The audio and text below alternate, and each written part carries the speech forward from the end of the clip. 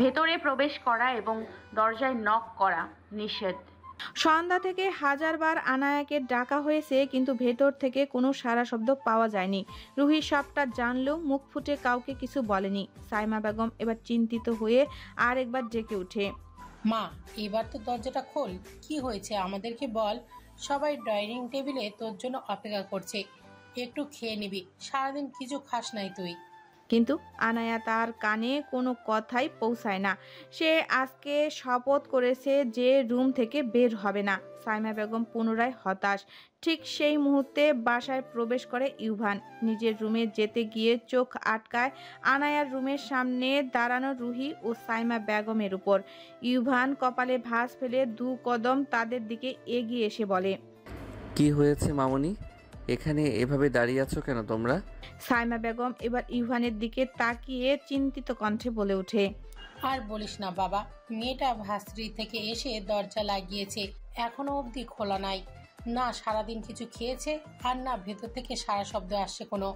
Ivan এবার চোখ তুলে তাকায় দরজার দিকে, তারপর ঠান্ডা কণ্ঠে উত্তর দেয়, তোমরা যাও, আমি ওকে নিয়ে আসছি। সবাই নিশ্চিন্ত হয়, কেউ আর কোনো কথা বাড়ায় না। রুহি আর সাইমা বেগম চুপচাপ চলে যায় সেখান থেকে। ইউভান এবার স্থির হয়ে দাঁড়ায় দরজার সামনে। লেখাটার উপর চোখ যেতেই তার মুখে বাঁকা হাসি ফুটে ওঠে। এরপর ঠান্ডা কণ্ঠে শুধালো, আনু, open the door right now. খাটের উপর গুটিসুটি মেরে বসে আছে আনায়া। চেনা কণ্ঠ শুনে চমকে উঠে সে।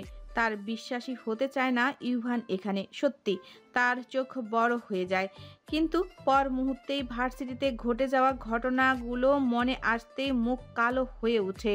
সে দরজা খুলবে না, কখনোই না। এত সহজে কি সবকিছু ভুলে যাওয়া যায়? অন্যদিকে ইউভানের ধৈর্যের বাঁধ ভাঙছে। এবার আর স্বাভাবিক স্বরে নয়, রেগে কাঁপতে কাঁপতে হুঙ্কার দিয়ে বলে, লাস্ট ওয়ার্নিং দিচ্ছি আমি, দরজা খোলো, তা না হলে কিন্তু জানে মেরে ফেলবো। আনায়া হতভম্ব হয়ে তাকিয়ে আছে। কি ভেবেছিল ইউভান তাকে বোঝাবে, ভালো মন্দ দুটো কথা বলবে, কিন্তু এখানে এসে সে হুমকি দিচ্ছে মেরে ফেলার। লোকটা নিজেকে কি ভাবে? তার বুকের ভেতর অভিমানের গরম হয়ে ওঠে। মরে গেলেও সে এখন দরজা খুলবে না, যা করার করুক। ও পাশে দাঁড়িয়ে থাকা ইউভানের নিঃশ্বাস গভীর হয়ে আসে, চোখ রক্তবর্ণ হয়ে গেছে। দাঁত চেপে সে আবার বলে, 3 পর্যন্ত গুনবো, তার মধ্যে দরজা না খুললে এর ফল খুবই খারাপ হবে। 1 2 3। ধরাম তীব্র শব্দের দরজা ভেঙে ভেতরে প্রবেশ করে ইউভান। আনায়া মুহূর্তেই বসা থেকে লাফিয়ে উঠে দাঁড়ায়, কিন্তু পা যেন জমে গেছে, বুক ধরফর করছে। ভাবতেও পারেনি ইউভান এভাবে দরজা ভেঙে ফেলবে। আনায়া চোখ তুলে তাকায় ইউভানের ভয়ঙ্কর চেহারার দিকে। ইউভানের গায়ের শার্টের বোতাম 2-1টা খুলে গেছে, এলোমেলো চুল কপালে লেগে আছে, ঘাড়ের রগ ফুলে আছে, চোখ জ্বলছে দপদপ করে। মুহূর্তেই ইভান গর্জে ওঠে, জানের ভয় নেই? হ্যাঁ, দরজা খুলতে বলেছিলাম, খুলিসনি কেন? অনেক বড় কলিজা হয়ে গিয়েছে না তোর? চল আজকে ওটা মেপে দেখব। আনায়ার গলা থেকে একটা আওয়াজ বের হয় না। সে ভয়েতে 1 পা করে পিছিয়ে সরতে থাকে। ইউভান তার দিকে এগিয়ে আসে। আনায়া পেছনে সরতে সরতে একেবারে দেওয়ালে পিঠ ঠেকে। ইউভান একেবারে সামনাসামনি এসে দাঁড়ায়। 2 হাতে সে দেওয়ালে 2 পাশ আটকে ফেলে। আনায়াকে একেবারে বন্দি করে ফেলে তার মধ্যে। আনায়ার গলা শুকিয়ে আসে, বুকের ভেতর ঢিপ ঢিপ শব্দ হচ্ছে। তারপর কাঁপা কাঁপা কণ্ঠে বলে ওঠে, বাইরে লিখে দিয়েছিলাম না ভেতরে আসা নিষেধ, তাহলে কেন এসেছেন? ইউভান বাঁকা হাসে, তারপর কণ্ঠ আরও নিচু করে ফিসফিস করে বলে, সরি, আমি অন্ধ, দেখতে পাইনি। এত কাছে চলে আসে যে তার গরম নিঃশ্বাস আনায়ার মুখে ছুঁয়ে যায়। আনায়ার শরীরে শিহরণ বয়ে যায়। ইউভান তার এতটা কাছাকাছি দাঁড়িয়ে আছে ভাবতেই কলিজা কেঁপে ওঠে আনায়ার। ইউভান সামনের দিকে ঝুঁকে এসে কানে কানে ফিসফিস করে বলে, কি হলো, ভয় পাচ্ছিস কেন? খেয়ে ফেলবো নাকি তোকে? আনায়ার চোখ বড় বড় হয়ে যায়, গলা শুকিয়ে আসে, বুকের মধ্যে একটা ধাক্কা লাগে। ইউভান তাতে আরো মজা পায়। সে পুনরায় বলে ওঠে, কিভাবে খাওয়া যায় তোকে বল। ঠিক যেমন চিতাবাঘ শিকার ধরার পর প্রথমে তার গলায় দাঁত বসায়, তারপর ধীরে ধীরে মাংসে কামড় দেয়, যেন শিকারের প্রতিটি অংশ অনুভব করতে পারে, আর শেষে একেবারে গিলে ফেলে সেভাবে। ইউভানের কথার প্রতিটা শব্দ আনায়ার মেরুদণ্ড বরাবর শীতল স্রোতের মতো নেমে আসে। আনায়া ফ্যাল ফ্যাল করে তাকায়। এই লোকটা কি সত্যি তাকে খাওয়ানোর প্ল্যান করছে? বুকের মধ্যে হৃৎস্পন্দন থেমে যাওয়ার উপক্রম। ভয়ে বিন্দু বিন্দু ঘাম জমছে তার কপালের কোণে। ইউভান এবার আনায়ার চিবুক ধরে আলতো করে তুলে হুইস্কির কণ্ঠে বলে, ভয় পাচ্ছিস? চিন্তা করিস না, আমি কিন্তু খুব ধৈর্যশীল। একটু একটু করে স্বাদ নিতে পছন্দ করি। ঠিক যেমন আগুন প্রথম স্পর্শে উষ্ণতা দেয়, তারপর সম্পূর্ণ পুড়িয়ে ভস্ম করে ফেলে। Just like that I will bite first and then. ঠোঁট কামড়ে হাসে ইউভান। এরপর একটু আনায়ার গলার কাছে মুখ নামিয়ে আনে, ধীর কণ্ঠে পুনরায় ফিসফিসিয়ে আওড়ায়, you know what's gonna happen next sweetie. চমকে উঠল আনায়া, চিবুক নেমে এলো তার। ইউভানের প্রতিটি শব্দ, প্রতিটি ইঙ্গিত তার মনে ঝড় তুলছে। বুকের ভেতর ধকভক শব্দ হচ্ছে। ইউভানের এহেন রূপ তার কাছে সম্পূর্ণ নতুন। আনায়া অবুঝ নয়, সে খুব ভালো মতো বুঝতে পারছে ইউভানের কথার অর্থ। তবে ইউভান তাকে এই কথাগুলো কেন বলছে, কিন্তু কোনো কিছুর উত্তর খুঁজে পাচ্ছে না। লজ্জায় মরে যেতে ইচ্ছা করছে তার এখন। ঠিক তখন ইউভান ধীরে ধীরে দূরে সরে দাঁড়ালো। মুখে আর সেই বাঁকা হাসি নেই। এবার গম্ভীর কণ্ঠে শুধালো, 5 মিনিটের মধ্যে যদি তুই খাবার খেতে না আসিস, তাহলে আজ তুই অন্য কারোর খাবার হবি। Mind it. আনায়া ঠোঁট কেঁপে উঠল। তার পুরো শরীর এক মুহূর্তে জমে গেল। কি অন্য কারো খাবার? ইউভান আর এক মুহূর্ত না দাঁড়িয়ে রুম থেকে বেরিয়ে আসে। সঙ্গে সঙ্গে আনায়া ধপ করে নিচে বসে পড়ে, 2 হাত মাথায় তার। লজ্জায় মুখ টমেটোর মতো লালচে হচ্ছে। কি অসভ্য, নির্লজ্জ ফকেস্টারের মুখে কিছু আটকায় না। আনায়ার ইচ্ছে করছে মাটি খুঁড়ে নিচে ঢুকে পড়তে। এতটা লজ্জা সে জীবনেও পায়নি। ইউভান তাকে কি সব নামে ডেকে গেল ভাবতেই হার্টবিট দ্রুত চলছে। কিছুক্ষণ বাদে ক্ষুধায় অস্থির হয়ে আনায়া অবশেষে বাধ্য হয়ে নিচে নামে। সিঁড়িতে ধীরে ধীরে পা ফেলে। নিচে গিয়ে ডাইনিং টেবিলে বসে। আহসান এবং ইব্রাহিম চৌধুরী অনেক আগেই খাবারের পালা সেরে রুমে গিয়ে বিশ্রাম নিচ্ছে। ইউভান এখনো খাবার টেবিলে আসেনি। আনায়া নিশ্চিন্ত হয়ে ইউভানের সামনাসামনি আসতেও চায় না। সাইমা বেগম আনায়ার প্লেটে খাবার বেড়ে দেয়, কিন্তু আনায়া প্লেটের দিকে তাকিয়ে থাকে, হাত বাড়ায় না। ডান হাতের ব্যথা এতটাই যেন সে আর নিজে কিছু খেতে পারছে না। চোখ টলমল করছে তার। পুনরায় ইউভানের উপর বড্ড রাগ হয় তার। ততক্ষণে ইউভান টেবিলে এসে বসে। আনায়া একবার তার দিকে তাকায়, তারপর চোখ নামিয়ে নেয়। তখনই সাইমা বেগম বলে ওঠে, কি হয়েছে মা তোর? খাচ্ছিস না কেন? আনায়া কোনো উত্তর দেয় না, চোখ নামিয়ে নেয়। ইউভান হঠাৎ আনায়ার সামনে থেকে প্লেটটা নিজের সামনে রাখে। সাইমা বেগম অবাক হয়ে বলেন, বাবা, আমি তো তোকে প্লেট দিচ্ছি, এটা কেন নিচ্ছিস? লাগবে না ছোট মামনি। এবার সবার চোখ ইউভানের দিকে। আনায়ার মতো ছোটরা, রুহি, তানহারা অবাক হয়ে তাকিয়ে আছে। ইউভান আনায়ার সামনে চেয়ার টেনে বসে প্লেট থেকে এক লোকমা ভাত তুলে আনায়ার মুখের সামনে ধরে। চর খাবি নাকি ভাত খাবি, কোনটা আনু? আনায়া ভেবাচাকা খেয়ে তাকিয়ে রইল। অষ্টাদশীর হৃদয়ে যেন প্রথম বসন্তের হাওয়া বইতে শুরু করলো। অবশেষে সে এক লোকমা মুখে নিয়ে চোখ বন্ধ করে। এখন কান্নার দলে তার মন উঠছে হাজারো রঙিন প্রজাপতি। মনে মনে সে ভাবে, এটাই কি স্বপ্ন? সত্যি ইউভান ভাই আমাকে খাওয়াচ্ছে? ইউভান ভাই আমাকে স্পর্শ করেছে? ইউভান ধীরস্থিরভাবে আরেক লোকমা ভাত নিজে খেয়ে সবাইকে দেখে। তার গম্ভীর কণ্ঠে বলে, সবাই এভাবে কি দেখছো? কেউ কোনো কথা বলল না, সবাই খাওয়ায় মনোযোগী হয়। কিন্তু আনায়ার মুখের রং পরিবর্তন হয়ে ওঠে, তারপরও কোনো কথা বলে না। এদিকে এসব দেখে তানহার রাগে ফুঁসে ওঠে। ঠিক সেই মুহূর্তে আনায়ার চোখ আটকে ইউভানের বাম হাতের ব্যান্ডেজের উপর। তার বুকটা মোচড় দিয়ে উঠে। ব্যান্ডেজের উপর রক্ত ভেসে আছে, হৃদস্পন্দন কেমন ঝাঁকুনি দিয়ে উঠে রক্ত দেখে। চোখের পানি ধরে রাখতে পারে না আনায়া, হু হু করে কান্না করে দেয়। ইউভান সহ সকলেই চমকে আনায়ার দিকে তাকায়। সাইমা বেগম জিজ্ঞাসা করে, কি হয়েছে মা, কাঁদছিস কেন? আনায়া কোনো উত্তর না দিয়ে আঙ্গুল তাক করে ইউভানের ব্যান্ডেজে মোড়ানো হাতের দিকে দেখায়। সবার চোখ সঙ্গে সঙ্গে সেদিকে আটকায়। আনায়া কোনো উত্তর না দিয়ে আঙ্গুল তাক করে ইউভানের ব্যান্ডেজে মোড়ানো হাতটার দিকে দেখায়। সবার চোখ সঙ্গে সঙ্গে সেদিকে আটকায়। আয়ান কিছুটা ভয় পেয়ে জিজ্ঞাসা করে, কি হয়েছে ভাই, তোর হাত কাটলো কিভাবে? ইভান দীর্ঘশ্বাস ফেলে একবার অষ্টাদশীর কান্নাময় মুখশ্রীর দিকে তাকায়, এরপর ঠান্ডা কণ্ঠে উত্তর দিল, তেমন কিছু না, ছোটোখাটো একটা অ্যাক্সিডেন্ট হয়েছে। আনায়া সহ সকলের নিস্তব্ধ নিঃশ্বাস ফেলে। পরের বার থেকে একটু সাবধানে থাকিস ভাই। ইভান মাথা নাড়ায়। সে এবার তীক্ষ্ণ দৃষ্টি রাখে আনায়ার উপর। আনায়ার তখনও ফুপিয়ে ফুপিয়ে কান্না করছে। ইভান মনে মনে হাসে। সে আরেক লোকমা ভাত সামনে নিয়ে বলে, ফ্যাস ফ্যাস করে কান্না করা বন্ধ করো। তোকে খাওয়ানোর চাকরি নিয়ে বসে নেই আমি, আরও অনেক কাজ আছে আমার। তাড়াতাড়ি খেয়ে আমাকে উদ্ধার করো। মুহূর্তেই আনায়ার কান্না থেমে যায়। অবাক চোখে তাকায় ইউভানের পানে।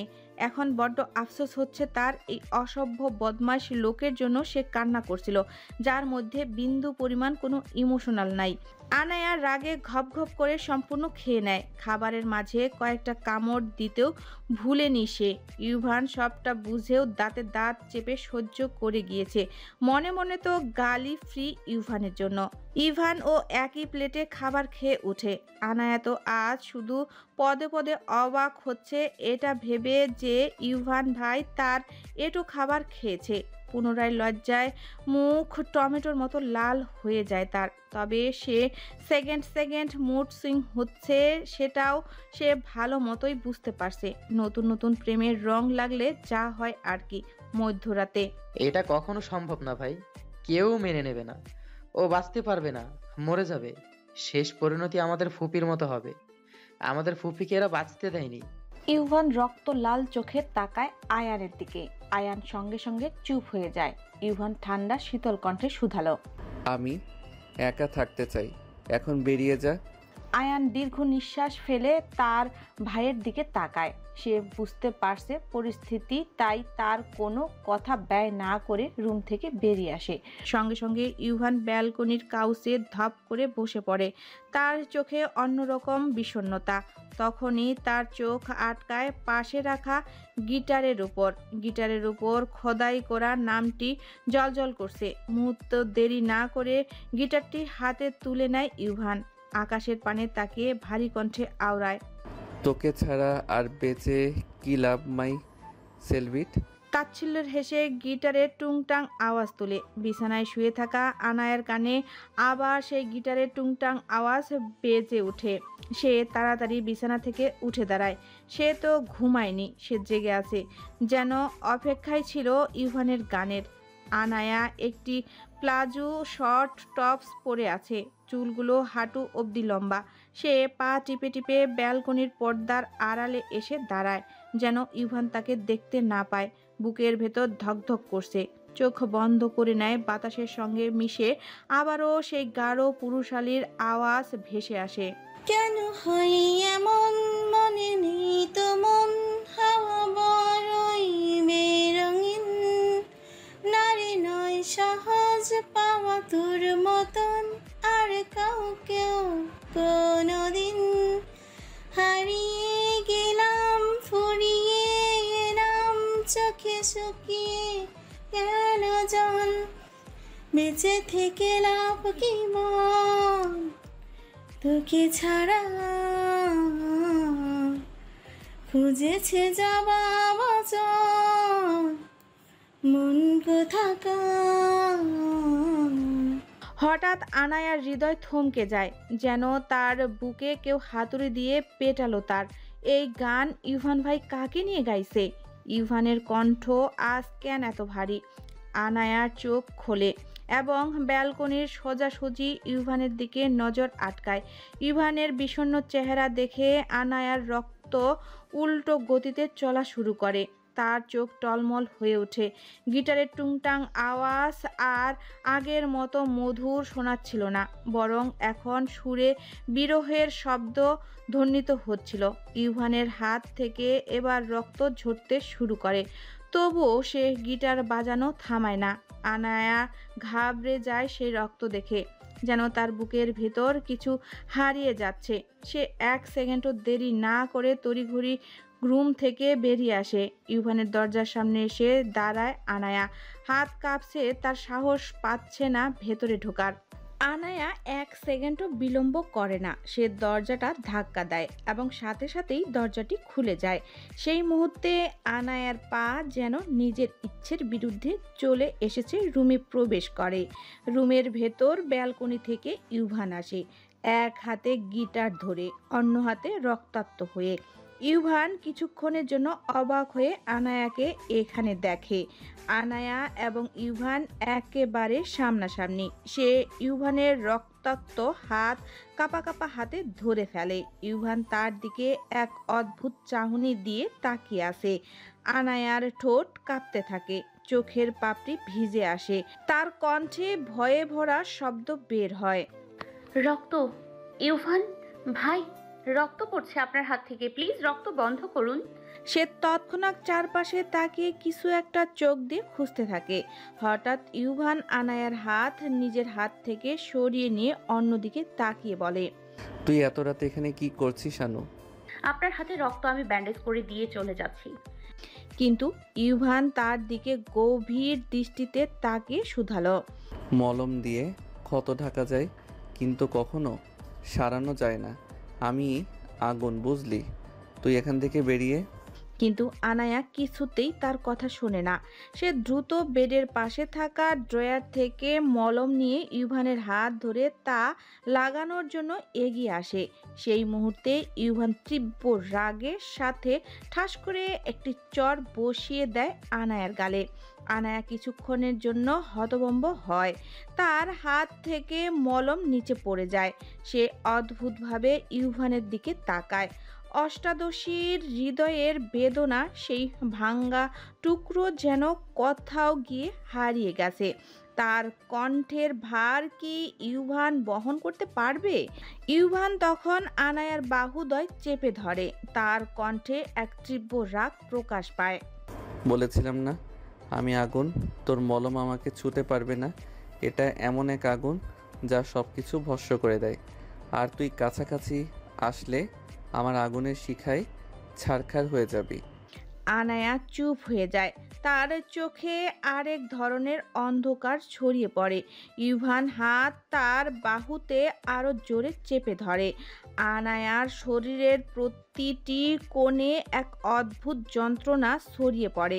সে চোখ খিচে বন্ধ করে নেয়। ইউভান পুনরায় হুঙ্কার ছেড়ে বলে, তুই কি আমার আগুনের শিখায় পুড়ে ছারখার হতে চাস? হ্যাঁ, একটিবার বল, তাপ সহ্য করতে পারবি তো? তুই রাজি আছিস পুড়ে ছারখার হওয়ার জন্য? চুপ করে থাকিস না, উত্তর দে আনু। আনায়া আর সহ্য করতে পারে না। সে তীব্র ব্যথায় কাঁপছে, শরীরের সমস্ত শক্তি একত্রিত করে ইউভানকে ধাক্কা মারে। তার কণ্ঠ রুক্ষ হয়ে ওঠে, আপনার আগুনের শিখা যত তীব্র হোক আমাকে আর কাঁপাবে না। আপনি পুড়ে ছারখার হয়ে যান, কিন্তু আপনার আগুনের শিখায় আমি নিজেকে পুড়তে দিব না, বুঝেছেন আপনি? আনায়ার গলা ভয়ঙ্করভাবে কাঁপছে, তারপরও সে আঙ্গুল উঁচিয়ে বলতে থাকে, এই আনায়া চৌধুরী কখনো আপনার দহনে মলম লাগাতে আসবে না, mister Sayan Chowdhury. Yuvan mind it. Yuvan এক দৃষ্টিতে চেয়ে আছে, আর কিছু বলতে পারে না। আনায়া এক দৌড়ে রুম থেকে বেরিয়ে নিজের রুমের দরজায় গিয়ে হাঁটু গেড়ে বসে পড়ে। অষ্টাদশীর হৃদয় যে শেষ হয়ে গেছে, তার কষ্ট গুড়িয়ে ছড়িয়ে গেছে। ইউভান তাচ্ছিল্যের হেসে দেওয়ালে রক্ত রক্তাক্ত হাত দিয়ে কয়েকবার জোরে ঘুষি মারে। সঙ্গে সঙ্গে ক্ষত হাত আরও বেশি জখম সৃষ্টি হয়। দেওয়ালে রক্তের দাগ বসে যায়। সে এবার একটা সিগারেট জ্বালিয়ে ধোঁয়া উপরের দিকে ছেড়ে দেয়। তারপর সোফায় হেলান দিয়ে বসে চোখ বন্ধ করে আওড়ায়। একবার বলেই দেখতিস সলবিট যে তুই আমার আগুনে পড়তে চাস, সঙ্গে সঙ্গে তোকে অনুরক্ত আলিঙ্গনে টেনে নিতাম আমার উত্তপ্ত হৃদয়ের অনির্বাণ শিখার মাঝে। ইউভান পুনরায় সিগারেটের ধোঁয়া টানতে থাকে। ঘাড়ের রগ ফুলে উঠেছে। তার চোখ রক্তিম হয়ে আসে। সে কেবল নিজেকে আরো ধ্বংস করতে চায়। সে সমস্ত কিছু ধ্বংস হয়ে গেলেও তার কাছে কিছুই অতিরিক্ত হবে না। তার এক হাতে এখনো রক্ত ঝরছে আর অন্য হাত ব্যান্ডেজ করা। আনায়া তার শরীরটা নিয়ে কাচুমাচু হয়ে বিছানায় শুয়ে আছে। তার মনে অবিরাম বিক্ষোভ আর দুঃখ ছড়িয়ে পড়েছে। অষ্টাদশীর হৃদয়ের গোধূলি আলো এখন নিঃশব্দ, কষ্ট আর বেদনায় ভরা। যখন সেই ভালোবাসা ভেঙে ছারখার হয়ে গেছে, আনায়া ফুঁপিয়ে কান্না করে ওঠে। তার বুকের ভেতরটা ঝড় বয়ে যাচ্ছে। ইউভান সেই পুরুষ যার জন্য আনায়া চোখের পানি ফেলছে প্রথম। আনায়া কান্না জড়িত কণ্ঠে শুধালো,